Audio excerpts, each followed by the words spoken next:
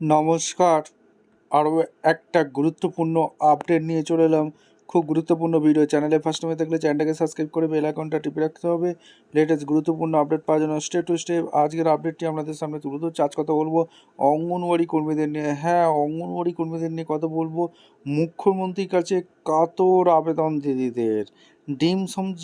ডিম সবজি বিলের টাকা 10 তারিখের মধ্যে দিয়ে দিন। মুখ্যমন্ত্রীর কাছে কাতর আর্জি, দিদিরা সংসার চালাতে পারছে না। কী কী আপডেট উঠে আসছে সম্পূর্ণরূপে এই প্রতিবেদনে বলবো। চ্যানেলে ফার্স্ট টাইমে থেকে চ্যানেলটাকে সাবস্ক্রাইব করে বেল আইকনটা টিপে রাখতে হবে লেটেস্ট গুরুত্বপূর্ণ আইসিডিএস লেটেস্ট খবরগুলো পাওয়ার জন্য। স্টেপ টু স্টেপ আজকের আপডেটটি আপনাদের সামনে তুলে ধরছি।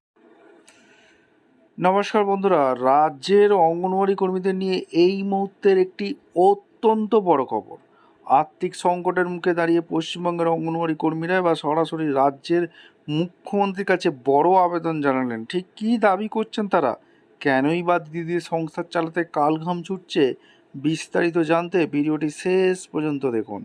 আমরা সবাই জানি শিশুদের পুষ্টি এবং প্রাথমিক শিক্ষার ক্ষেত্রে অঙ্গনওয়াড়ি কর্মীদের ভূমিকা অপরিসীম, কিন্তু বর্তমান পরিস্থিতিতে তারা এক চরম সংকটের মধ্যে দিয়ে যাচ্ছেন। শিশুদের মিড ডে মিলের জন্য যে ডিম এবং সবজি কেনা হয় তার বিলের টাকা দীর্ঘদিন ধরে বকেয়া পড়ে রয়েছে।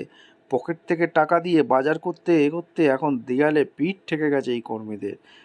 আর সেই কারণেই এবার সরাসরি রাজ্যের মাননীয় মুখ্যমন্ত্রীর হস্তক্ষেপ দাবি করেছেন তারা। অঙ্গনওয়াড়ি কর্মীদের স্পষ্ট আবেদন, ডিম ও সবজি বিলের সমস্ত বকেয়া টাকা যেন আগামী 10 তারিখের মধ্যে মিটিয়ে দেওয়া হয়। প্রতি মাসের একটা নির্দিষ্ট সময়ের মধ্যে এই টাকা না পেলে আগামী দিনে কেন্দ্র চালানো অসম্ভব হয়ে পড়বে বলে আশঙ্কা করা হচ্ছে।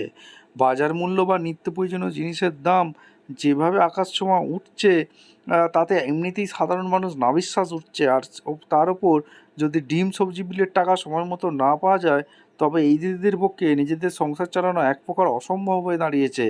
চড়া সুদে ঋণ নিয়ে কিংবা ধার দেনা করে আর কতদিন এভাবে শিশুদের মুখে অন্ন তুলে দেওয়া সম্ভব? অঙ্গনওয়াড়ি কর্মীদের এই ন্যায্য দাবি নিয়ে রাজ্য সরকার কী পদক্ষেপ নেয় এখন সেটাই দেখার। এই বিষয়ে আপনার মতামত কী, কমেন্ট বক্সে অবশ্যই লিখে জানান। ভিডিওটি ভালো লাগলে একটা লাইক করুন এবং বাকিদের সাথে প্রচুর শেয়ার করুন। এই ধরনের আরও গুরুত্বপূর্ণ খবর আপডেট পেতে চ্যানেলটিকে সাবস্ক্রাইব করে পাশে থাকা বেল আইকনটি প্রেস করে রাখুন। ধন্যবাদ।